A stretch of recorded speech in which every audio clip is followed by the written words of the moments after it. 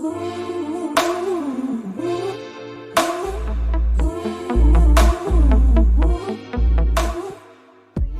that's my family. Damn. Okay. Like I'm cool with my parents, but I'm also like loving them from a From a distance bit of a because they distance. have we're not we don't have like intimacy. It's kind of like you, like, hey, how you doing? Yeah. With my dad is very much like, hey, how you doing? Do you need money? I'm like, no, I'm fine.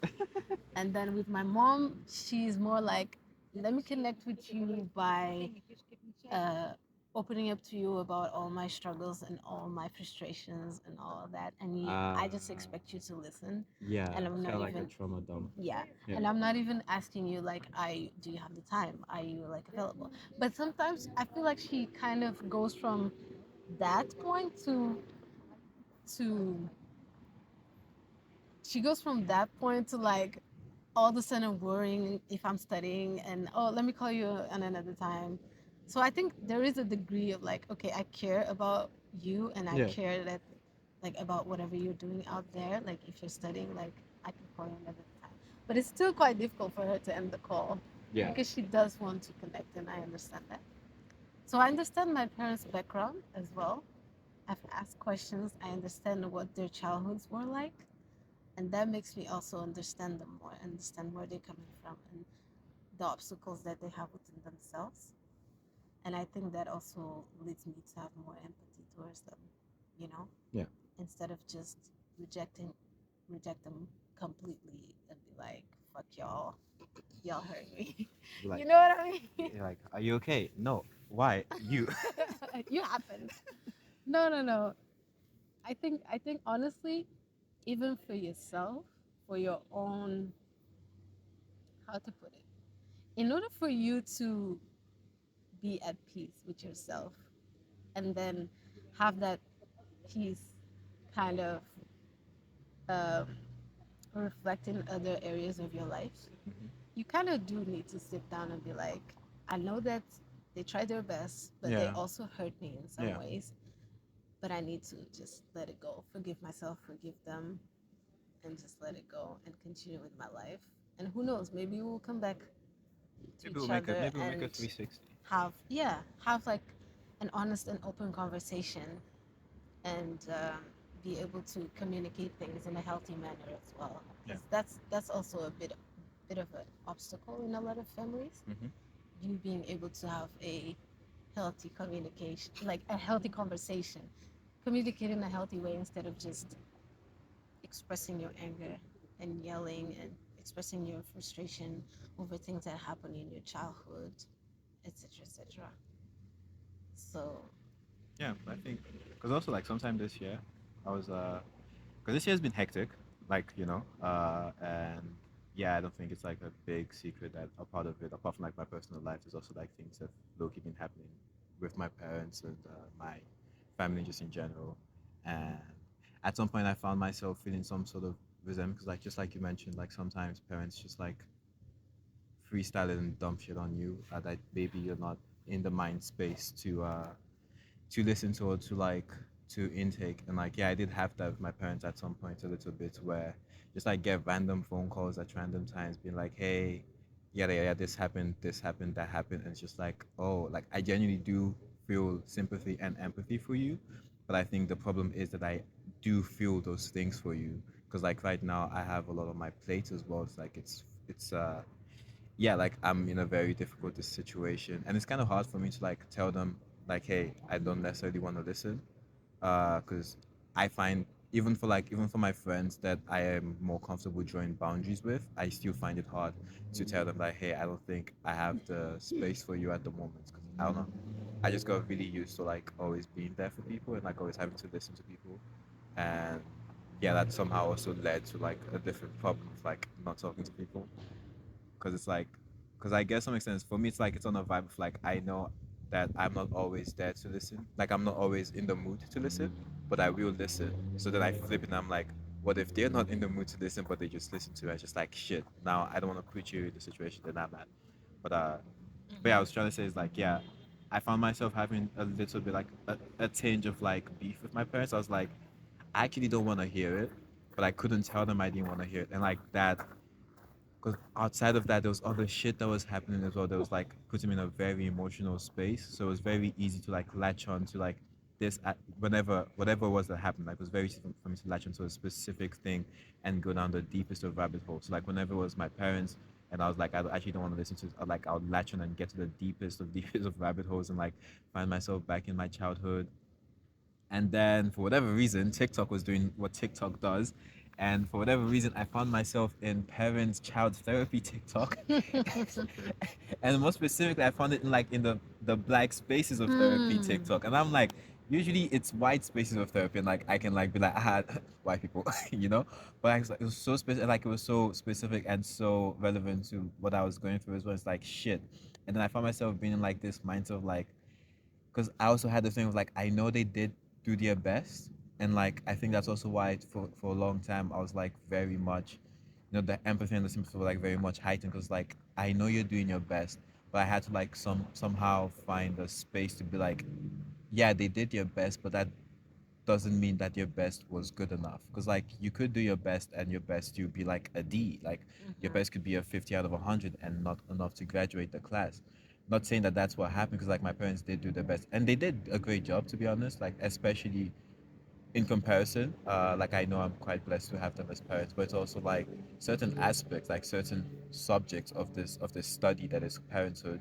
I think for me as a kid, as their kid, I think a lot of things could have been relatively better, and it's kind of difficult finding the space to have a conversation with them about it, and having a space to be like, hey, so here's a situation, like having to communicate, because I have to find a way to communicate, not just in a way that fully and completely expresses the emotions that I feel and the hurt that I might have felt and the things that I might have gone through, but also in a way that fully resonates with their experience and like in a way that they can also perceive and like ingest, because it's like that middle ground is very difficult to find, especially yeah, and I've just yeah, just also in general for me, because like yeah, amongst that issue, I also need to like find a way to communicate, finding a middle ground just with people in general in terms of like communicating my needs and wants and things like that. Because I do be getting emotional, and I might say a little one two words, and then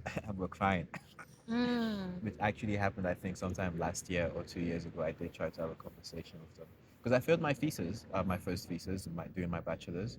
I failed my first thesis, and like that entire period of time was very chaotic because I think that was like also the very first time in my life that I genuinely failed, like in the sense that I did try relatively close to my best because I failed before, but like sometimes I fail because like fuck this, Mhm. I'm not trying to be the top dog here. But like I think it was like the first time I genuinely failed, and like I was like shit, I actually disappointed. Yeah, I disappointed them in a way that I also disappointed myself, and I had to like have a conversation with them, and it went okay, but at the same time, it was also like I realized that yeah, there is still quite a lot of work to be done in terms of finding a communication way or communication path between me and them. It's like yeah, it was just a very interesting time. It was a very interesting time. Just Yeah. yeah, And the big part about everything is also the fact that you kind of have to grieve that your parents.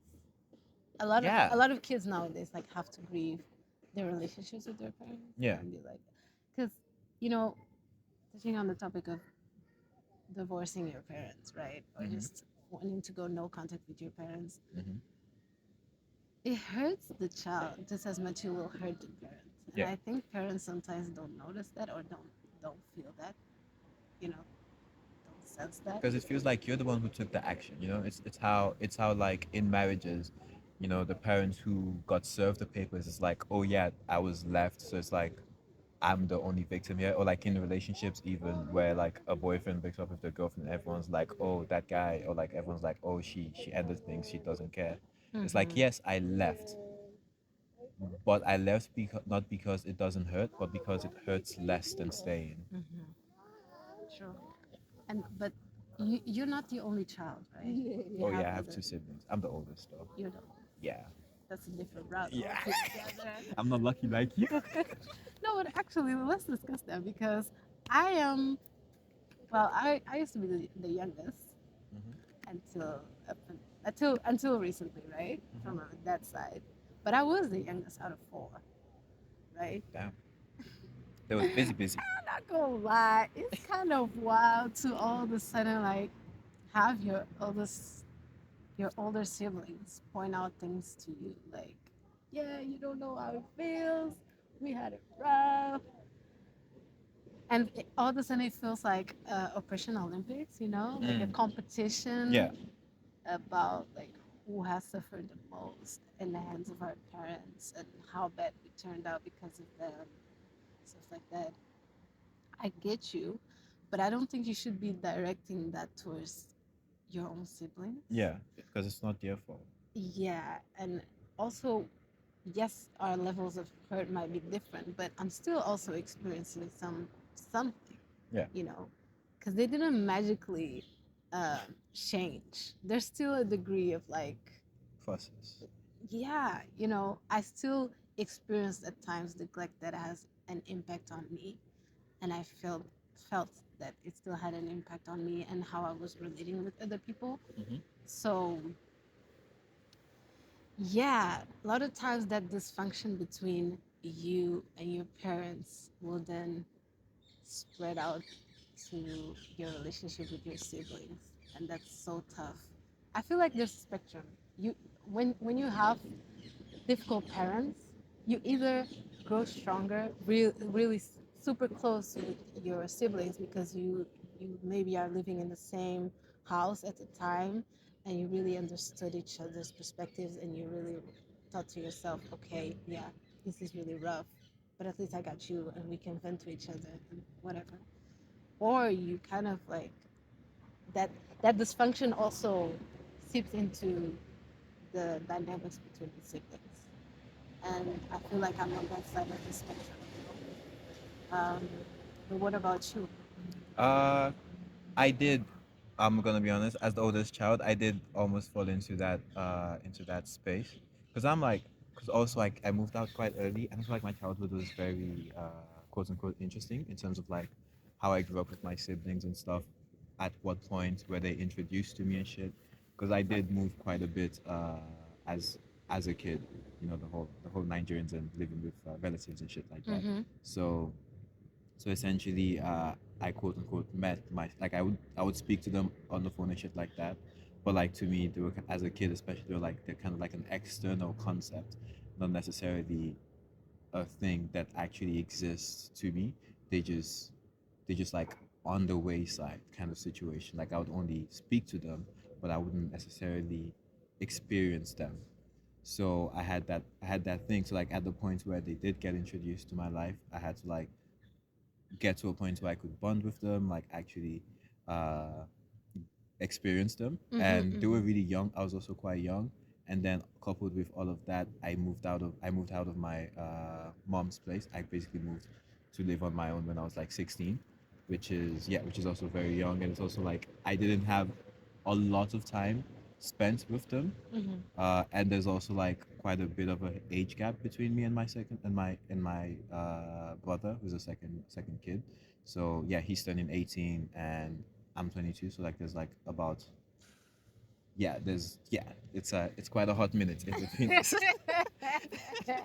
It is. Oh It is quite a man. hot minute between us, and then like there's a closer gap between him and my sister. So my sister turned 16 a couple months ago, and yeah, so there's a lot more of a closer gap between them than there is between me and them, Mm. and also like yeah, again because of like my childhood and how I essentially grew up and like also like just who I am as a person, because yeah, I didn't necessarily live with them, and not just them but like also my parents. So it's like But I had to.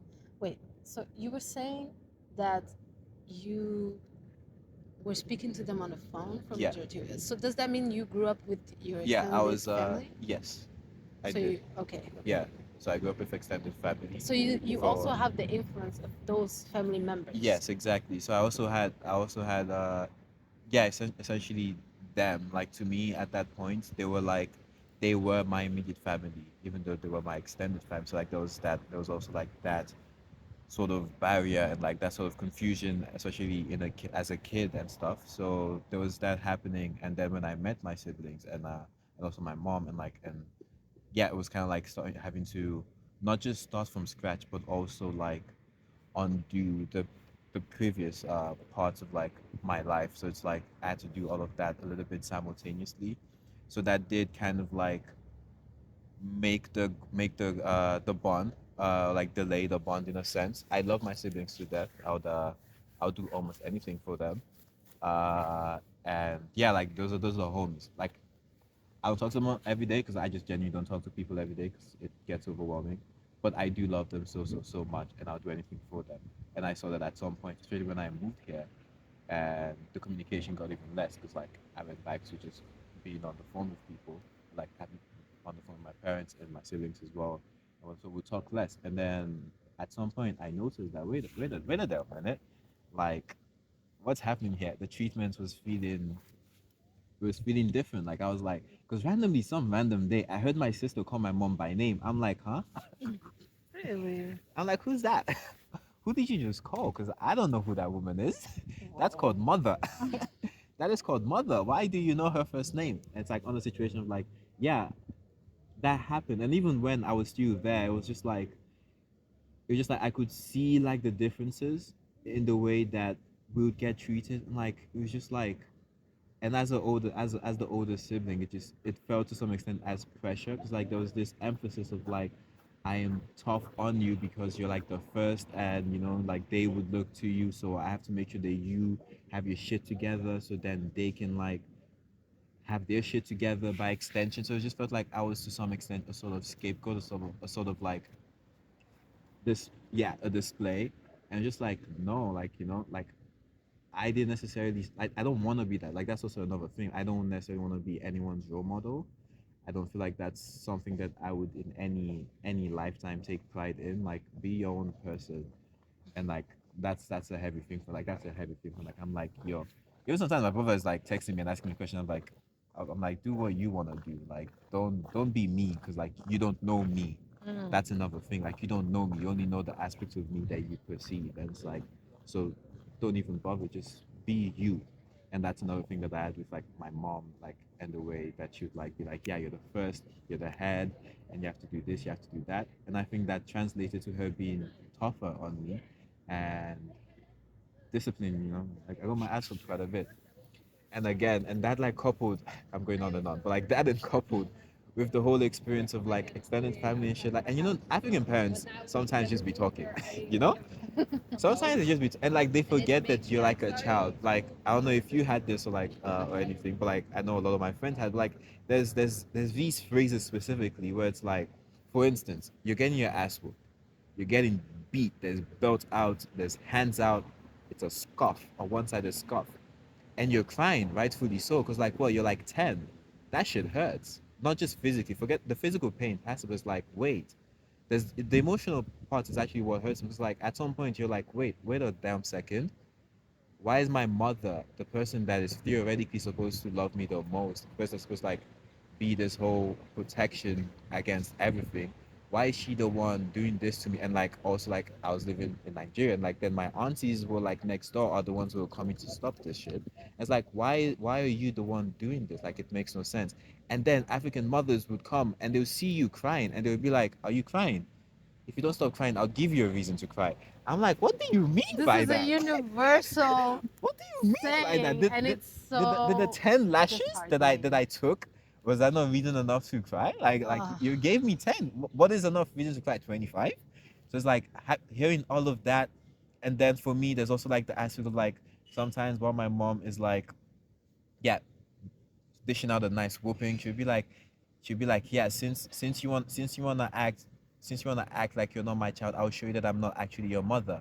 And like for me, that energy is like I already don't know. I'm already like not sure if you are. So it's like having you say that it's also on a level of like, ooh, question Mm. mark. Are you really? Are you really not? So like yeah. So like there was all of that happening.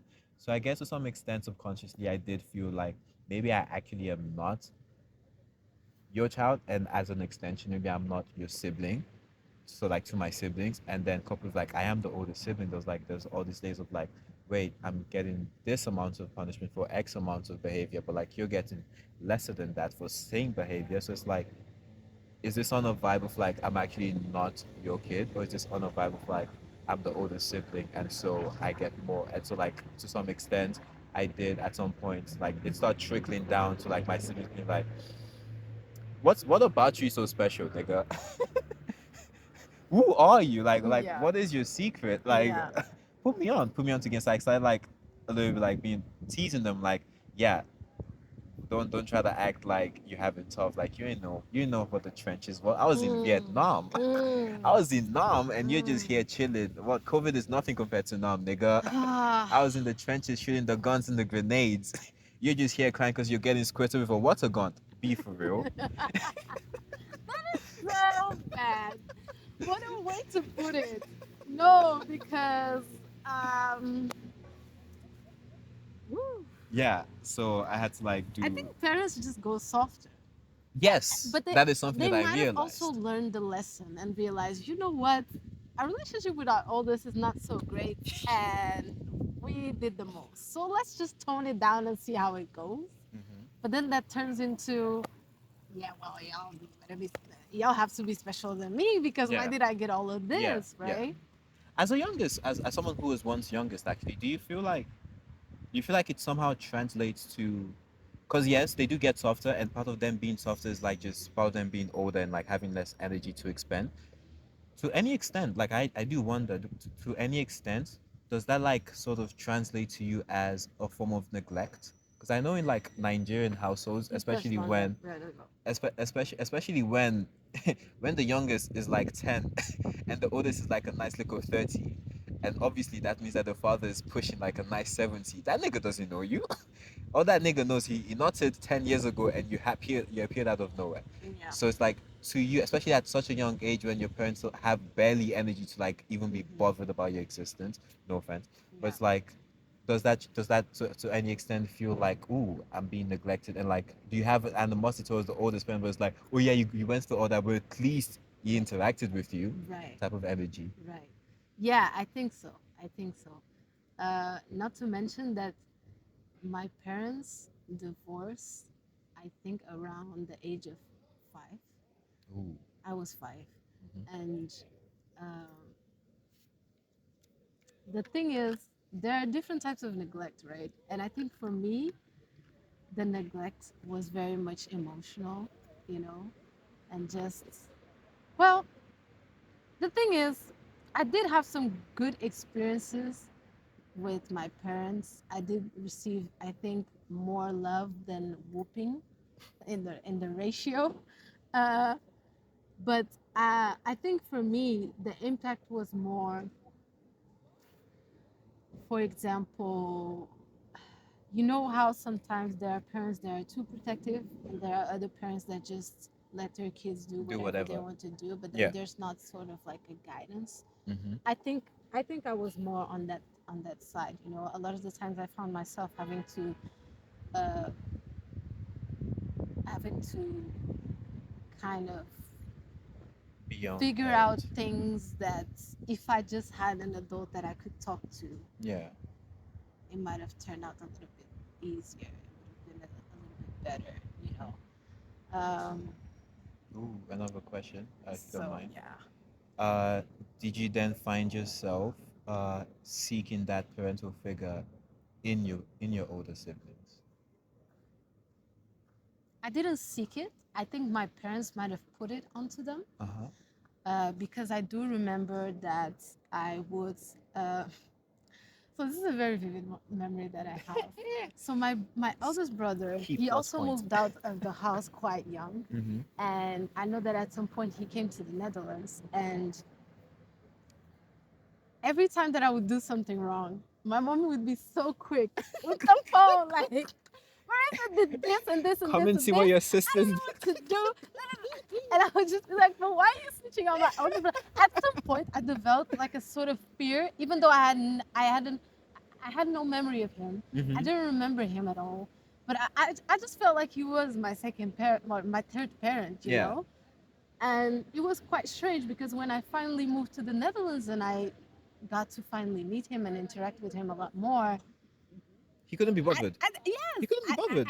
I didn't get that energy. Why? Because I knew he was also bother about his own life, figuring things out here in the Netherlands.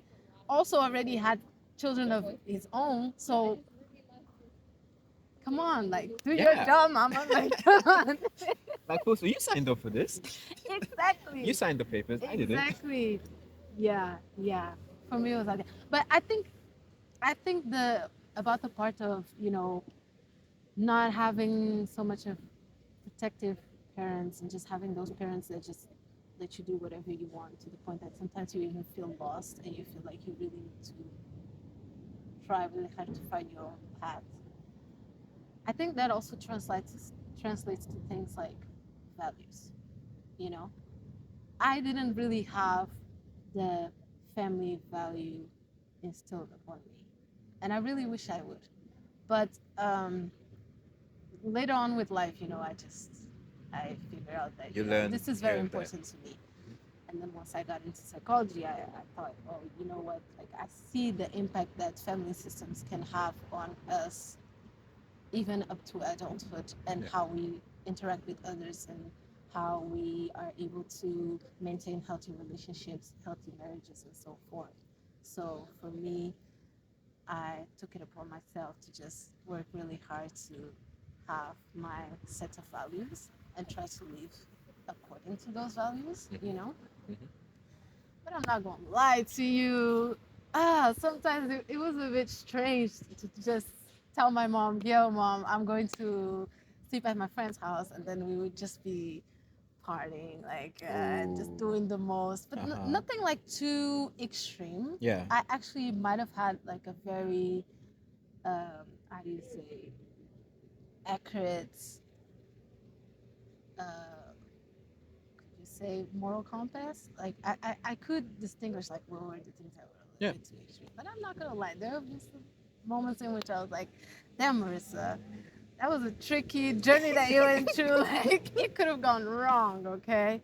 So for me, yeah, like I was saying, the neglect, it was there, and I think it might have been a little bit different. Um, but yeah, we're here, we're standing, I mean, you aren't made it. we? You made it. I think that also probably like leads to how like it is difficult being a parent. Like it is very hard. And I don't think anyone is ever truly prepared to be a parent, even those who happen to plan their pregnancies and whatnot. Because being a parent is so tricky. Because like, what is the fine balance? Because like, apart from the fact that you have to find the fine balance of like what is enough toughness and what is enough like freedom, you also have to find the right balance of like what is enough for this specific kid. Mm-hmm. Because everyone is so different. Like I feel like we somehow forget how different we truly are. Like even even just the simple fact that who you are today is different from who you're going to be at 6 p.m. tomorrow. If you in your one self person has this much of a difference between like in the span of like less than 24 hours, imagine how much of a difference it causes when you who's lived a certain amount of life compared to this other person who's lived a certain amount of life. It could be in the same household, but you were born on different days to different people. Because like if you change per day, your parents are changing per day. So the person who gave birth to you is not the same person who gave birth to your sibling as well. And for parents, I think they just have to like, because I think to some extent they do try to be impartial and the same, and that's a very tricky thing to do and difficult. And I think parents also don't have the honesty to actually pull that off, because like you're gonna have a favorite. That's the first step. That's the first step. That's the first step for me. True, you As gotta admit it to you're yourself. gonna you're gonna have a favorite. You're gonna have a favorite. You have a favorite kid, but Yeah. you have to be honest about that. Even if you're not honest to them about it yet, depending on how old they are, you have to be honest to yourself about it. Because I feel like a lot of parents do internalize some sort of guilt about having a favorite kid, Mm. and as a result, they then Or denial. yes, and then the guilt turns into a sort of denial, and then they ignore it, and because they ignore it, they just behave like everything is okay and everything is like all dandy and fine, but in reality, that is exasperating the problem. It's making it a lot more worse and a lot more visible. because there's only two paths to take from that. Either you overcompensate for the fact that you have a favorite, or you undercompensate for it. And either way, it's bad, because if you overcompensate for it and you start treating your favorite badly, now your favorite beefs you, and now you hate the people that are not your favorite, because you know that the reason that he's beefing you is because you're trying to make them feel good by making them feel bad, and now you're beefing those ones. And the other side is, if you're undercompensated for it, now your favorite is like visibly your favorite, and then your least favorites are like beefing you and beefing your favorite as well. So I feel like parenthood is actually a lot tougher than maybe we do give credit for. And I just feel like, yeah, I mean, I guess we are trying to do better as a society, as a people, but it's just kind of hard trying to like find that balance, trying to find what could be the right path, what could be the okay path, and whatnot. It's just a difficult thing in general. I don't want to be a parent. You I know, don't want to be a parent. you've made that Not decision remotely. already. I have. It's actually it's very interesting having this conversation with my mother all the time, but like I really don't. Actually, how are you feeling about motherhood, parenthood?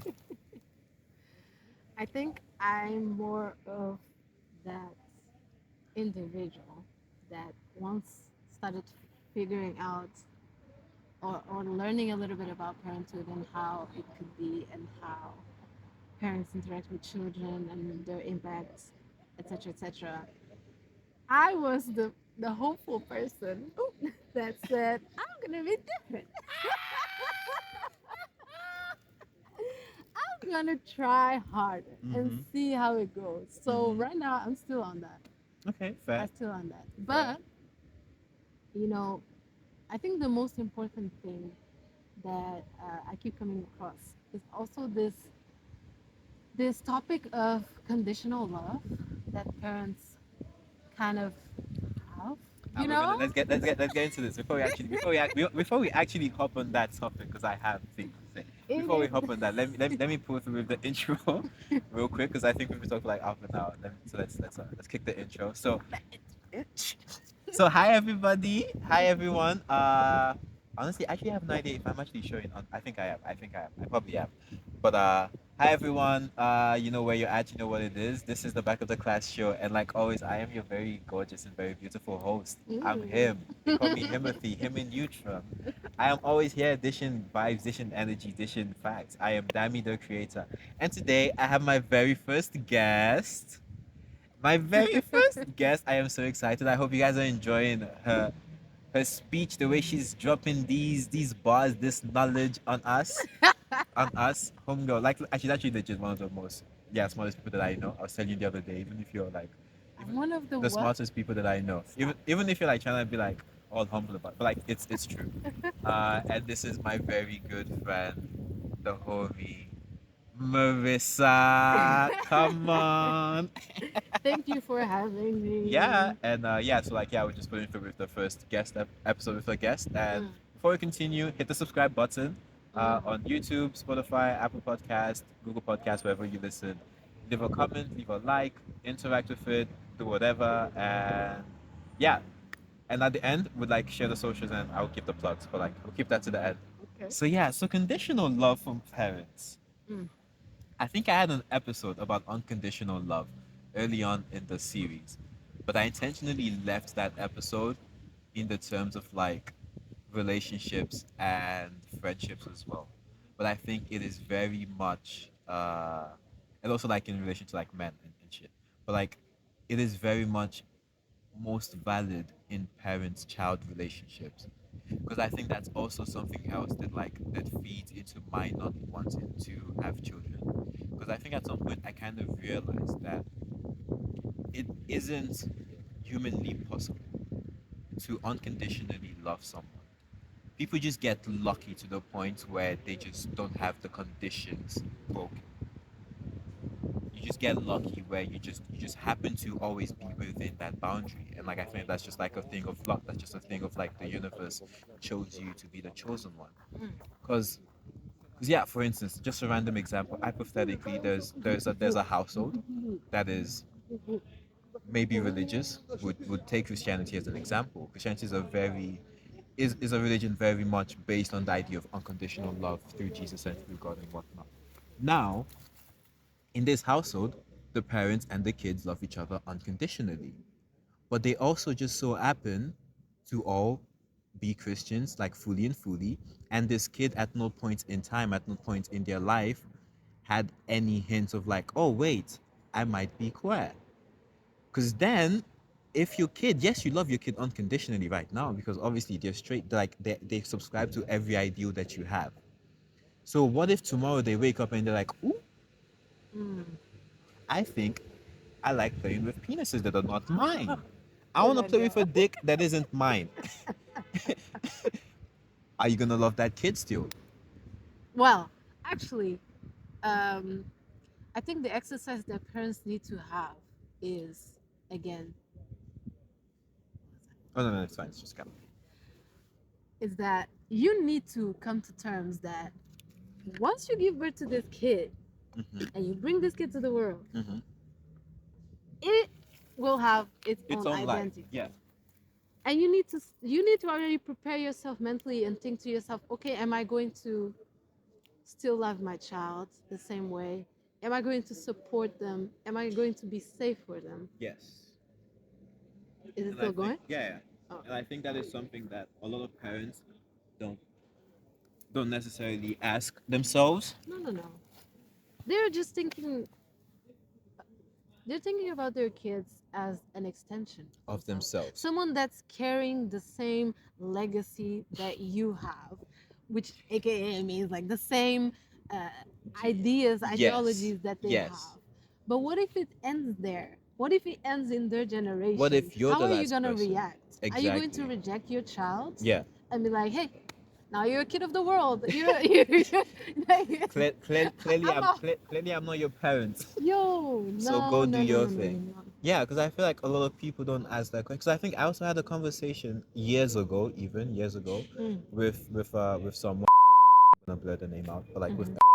and it was on the topic of like, it was actually on the topic of like abortion and shit like that. And then we somehow detoured into this, and I was like, yeah, I don't think parents necessarily ask themselves, what if what if this is not the person that one, I think this person is, and two, I want this person to be.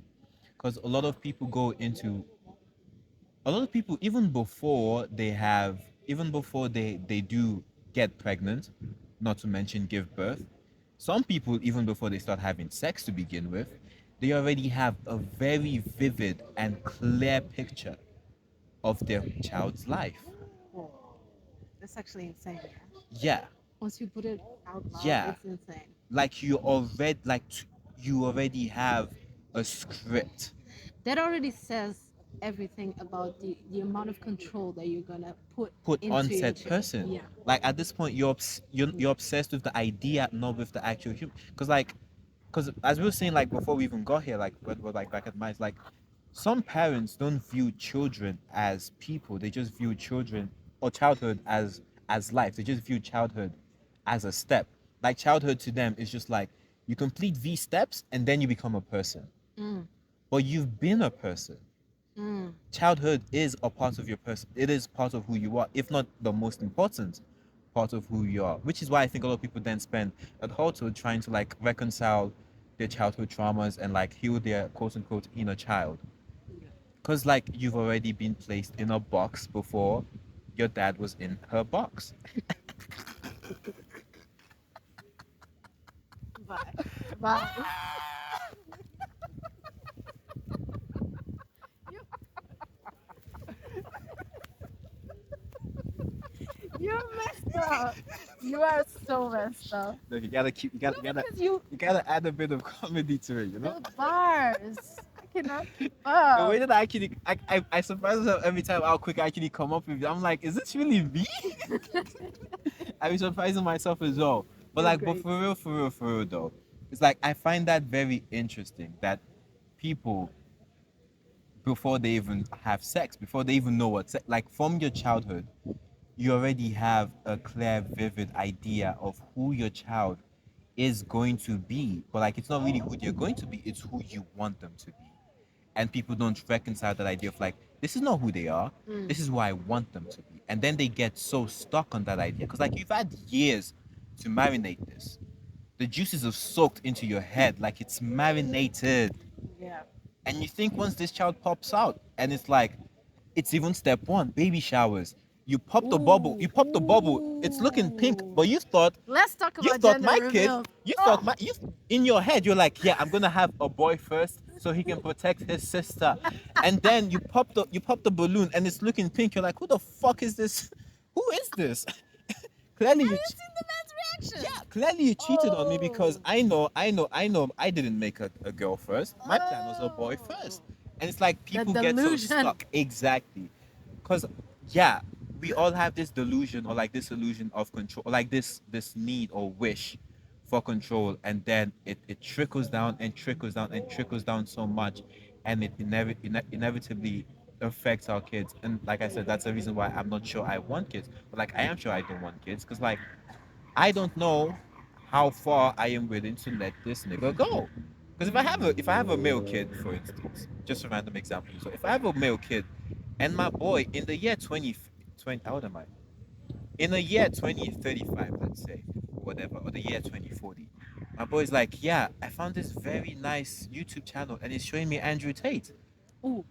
Do you think, can I love him? Okay, That wait, is the wait, wait, question. wait, wait, wait. Can I love this nigga? I think that you can also share your opinion with your kid and express your concerns and be like, hear me out, Uh huh. kid. These things that you are subscribing to or listening to, Mm-hmm. please have discernment because, for example, Andrew Tate oftentimes says things that are harmful to a certain group of people that you are inevitably going to have around you. Yeah. Do you want to be that kind of person that's going to potentially harm Those people. a group of people, you know? And I've been seeing some, video essays surrounding the topic of Andrew Tate and other people that fall into the manosphere and how a lot of the times they're grooming little kids Yeah. or younger individuals into carrying this legacy of misogyny, and it's really scary. So I think that conversations about stuff like racism, misogyny, transphobia, etc., Yeah. you can kind of already have those conversations early on in their childhood Yeah, and kind of definitely. prepare them so that they don't end up subscribing to entertainment Definitely. and You stuff can like definitely that. do that. But I also But think who it's yeah, but difficult. I also think to some extent that is also like a part of the illusion of control that we think we have over kids. Because genuinely speaking, parents don't actually influence kids as much as they think they do. Like I think they so do until like you're 5, somewhere along the age yeah, of 5, somewhere and after that is that, very early. it's a combination of everything. That is very early. That is Yeah. a very early stage. It's like, of course, he's not going to discover agitate at 5. By the time he's discovering agitate or even having an idea of like, oh, I like this person, he's probably a bit far gone into his life's journey. He's probably like pushing 15, 16. And at that point, it's like, I'm a side character to your development. I You am a think so? side character. Because, like I said, a nigga like me moved out at 16. But if your parents kind of provide a safe space for you to just come to them and express like certain things that you've watched, and then you guys kind of have a Have a conversation, conversation. just like we're Okay, having right fair. now, Yeah. then then I think your child is going to be comfortable Talking kind to you of, about it. yeah, and asking questions, because I think that's partially the problem, is the fact that a lot of us, we are consuming things out there and being influenced by things out there and not really having a safe space at home to like question and have conversations with our parents. Fair. And a lot of the kids do want that. Actually, we Yeah. want our parents to let us know their thoughts and opinions, and let us know, like, at least when you're quite young, you kind of look up to your parents to see, okay, is what I'm doing like correct? You know, a lot of kids are looking at the parents and modeling their behavior. It's not that parents don't have an influence on their children. It's more like we children pick up a lot more through indirect stuff. So through the way that you are handling conflict with someone at home, or the Ah, way that you valid. are just moving in the world, and Yeah. not necessarily by me telling you this is how we do things. Do you Yeah. get what I'm saying? Yeah. So it's more like parents a lot of the times try to tell the kid do as I say and not as I As I do, do. but it's actually You need. opposite. Yeah. Kids pick up a lot more of what you are doing Than what you through are saying. modeling rather than what you are saying, what's coming out of Yes. your mouth. Yeah. Because you can contradict yourself. We can contradict ourselves as Mhm. adults, as Mhm. like humans. Yeah. You can say, well, I will always go to church and I'm a devoted Christian. But then at times you're going to be like, Because you slip up as well. you sleep up. Yeah. And then you need to explain to your kid why That do you was a sleep slip up? up. So that they can kind of understand, okay, there's nuance. Mm-hmm. Otherwise, they'll just thinking Black and white. extremes. Yeah. Yeah. So that's how I see it. Okay. At Nice. least. I heard that actually. That does make a lot more sense. That does Yeah. make a lot more sense. Yeah. Okay. I see you. But I have to say, I think it is important for every single one of us to kind of question whether we want children or Or not. not. Like you were saying, there are a lot of people that pop out the womb already thinking about the next generation. Live your life. Relax. Relax. Breathe. Relax. Oxygen You know, is I know oxygen. society is trying to tell you like you're Exactly. supposed to do this, but Oxygen is not. question Oxygen is things. not been monetized yet. Question Inhale things. it. But what do you Inhale think? it. Do you think that not everyone is kind of, how do you say it, built to be a Oh, parent or 100%. supposed to be a parent? 100%. But is it just a question of skill or is it a question of also like financial status? I think it's all of it. All of it. Everything goes into it. I think some people are inherently not meant to be parents Okay. just because of who they are as individuals. Some people shouldn't be parents because financially you might not be built for it. Mm. Some people should just not be parents because it's like you don't want to be a parent. You've just been told that you want to be a parent. Mm. So I feel like there's a whole bunch of things that go into me thinking that not everyone should be a parent. Because like for me personally, it's on a vibe of like I think I would make a great father, and I've been told that I would make a great father, and I do recognize that I would make a great father. But for me, I don't necessarily want to be a father because it's on a vibe of like I've been told I should be a father, and it's not on a vibe of like I genuinely want to be a father. Okay. Because then the question that I asked was, would I be happy being an uncle? Mm. Yes, I would be fully okay with being an uncle, fully fulfilled being an uncle.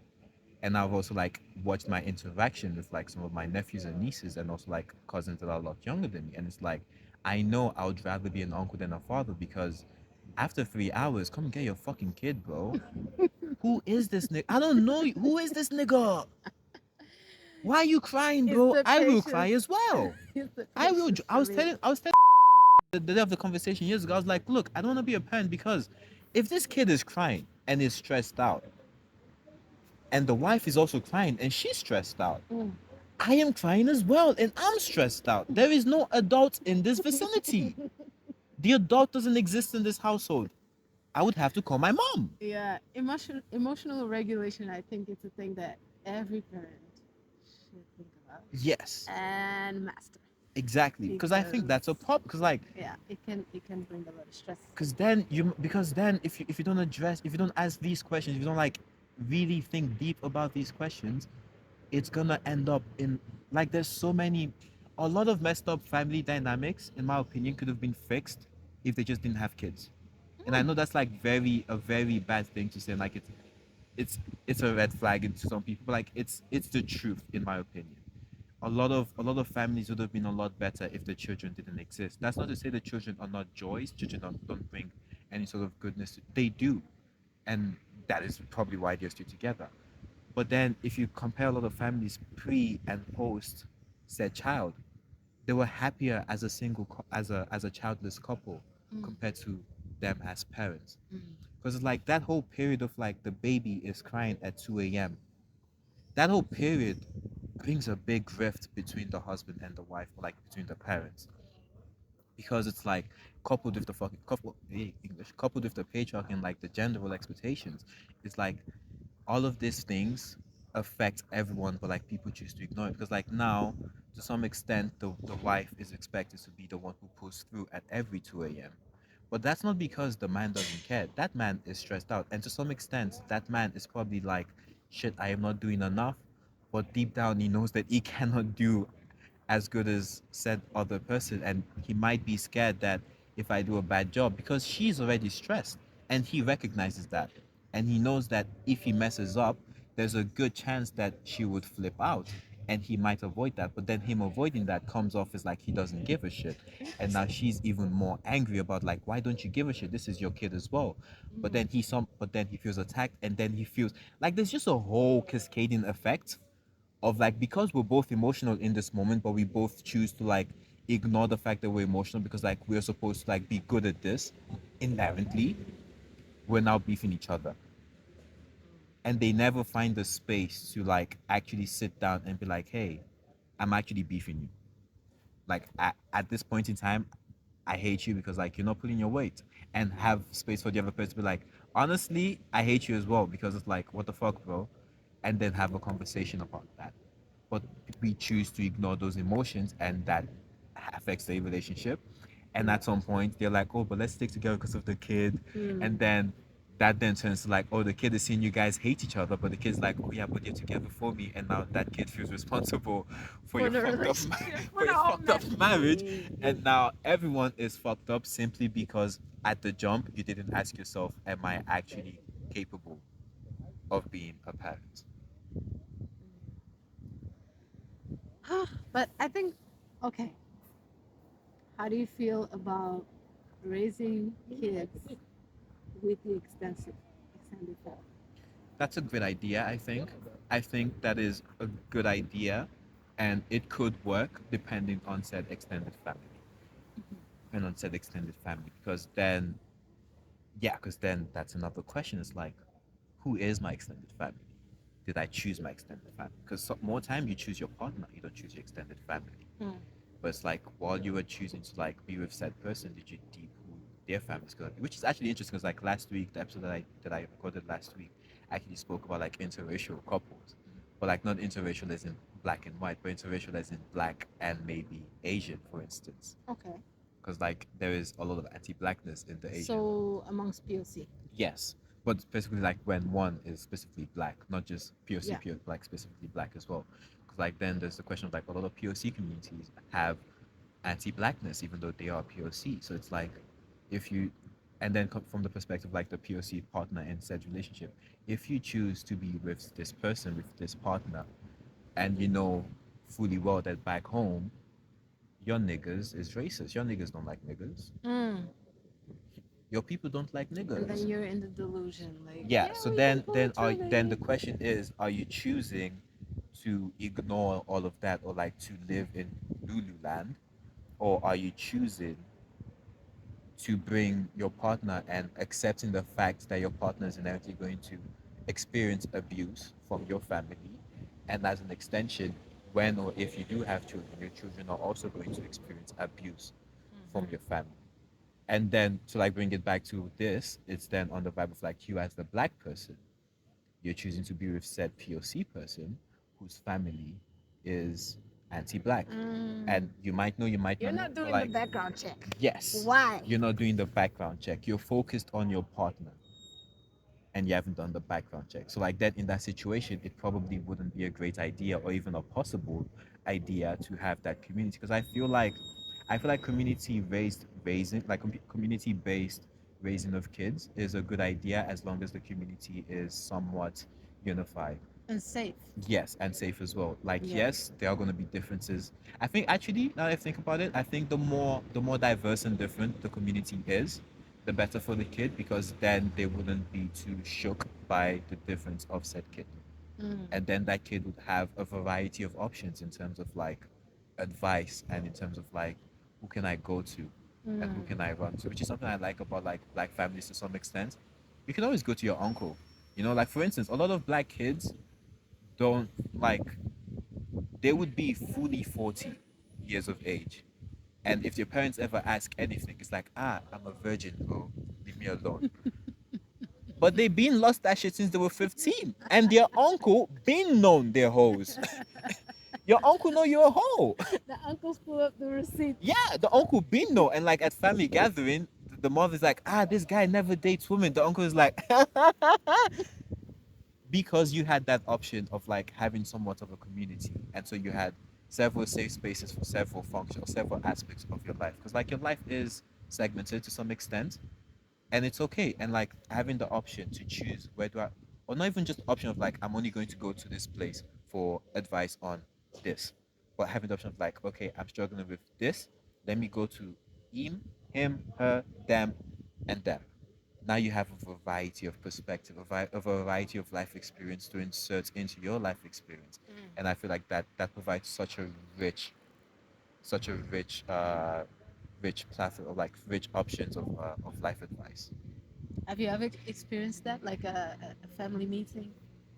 Mm, I've had that with my partner, and I was like, "Oh, people do this? People are able to manage conflict, like sit around with the elders and young people, and everyone kind of figures out a solution for something." I'm like, dang, dang, that's beautiful right there. That's beautiful.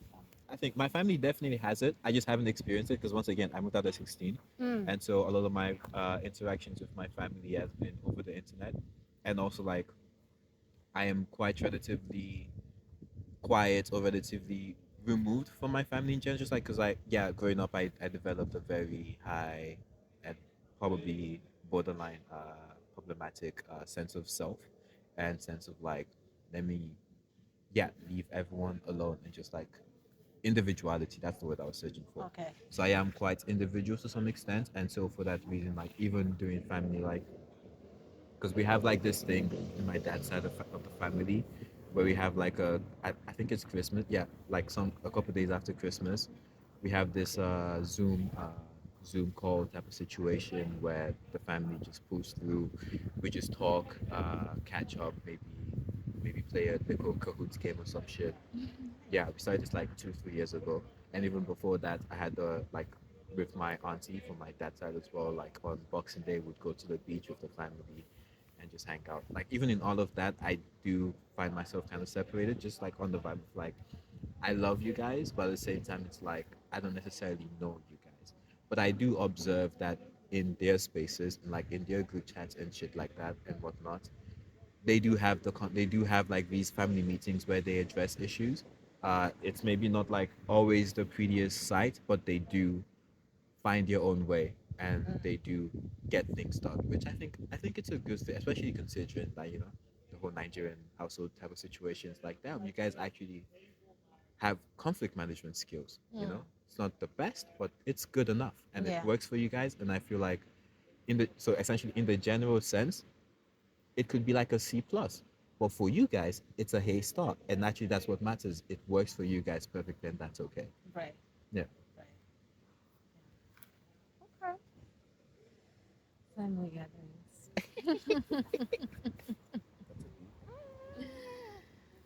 Oh man. Oh man. Okay. How are you feeling now? I'm feeling good.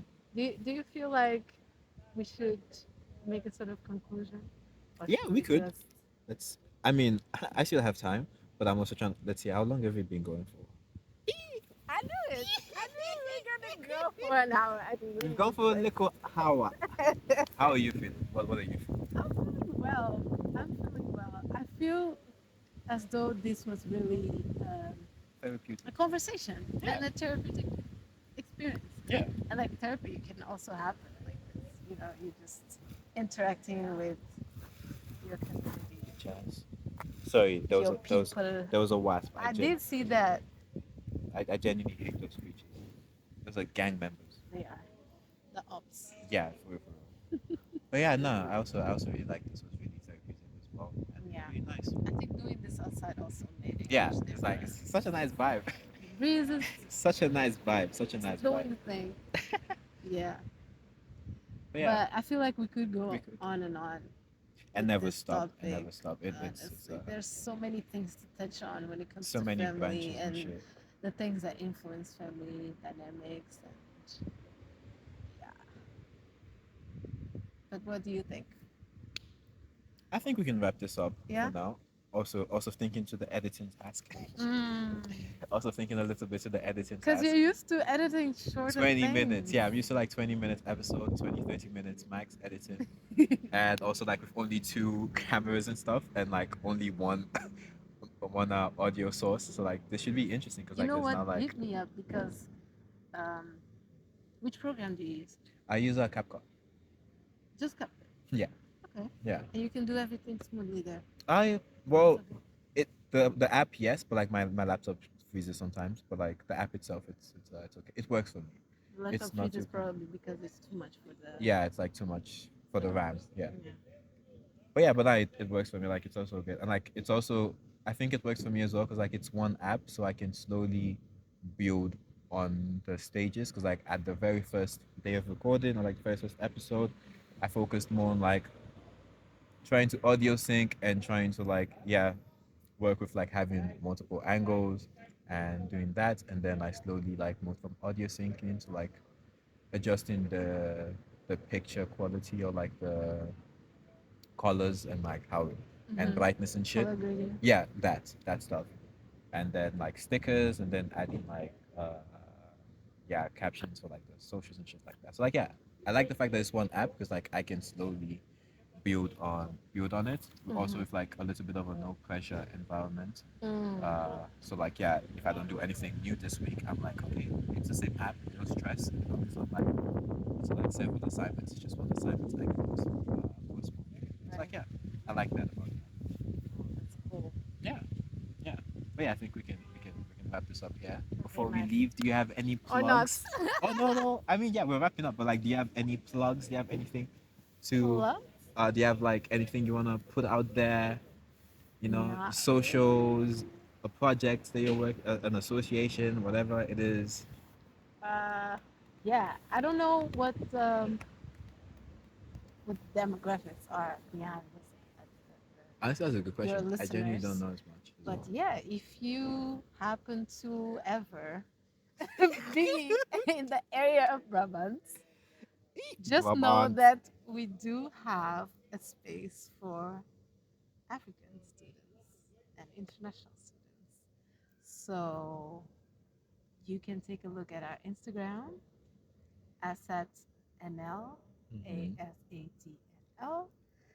And yeah, that's it pretty much. Oh, nothing from you? No, nothing from no. This is my first time doing this Okay, I thing, and I'm see. I like, I see. don't. My Instagram is private for now. Fair, I fair, am fair. not trying to gather up. You don't want followers. No. No, I hear it. I hear it. I hear it. And yeah, I have a playlist. What songs have you been listening to recently? Let me add those as well. You can give me like A song right now? one, two, three, just maximum three. Ooh. Just put it out there. Okay, so I have this one song Uh huh. that has Let a me, very let, beautiful let memory. me just start and check my Spotify as well. Yeah. Like, yeah. So it's called Paciencia. Oh. It's actually like an Angolan song. Uh-huh. I can't tell you which genre is it. Yeah. But it's very beautiful and it's speaking about like yeah, basically it's basically a guy telling a girl to have patience For baby. and that they're in this thing and a relationship blah blah blah. One day it But will all be the good. reason why I like it so much is because it's my cousin's wedding song. Oh. They got married this That's nice. That's cute. this summer, and Yeah. I noticed that my cousin put it behind one of their wedding shoots, Mhm. and I was like, "Damn, that's such a beautiful song." So, yeah, it kind of stuck with me. Okay. The melody is also really sweet. Um, can I check my phone for this? Yeah, yeah. So Okay. like that's one song you can add two more if you want. Let me check.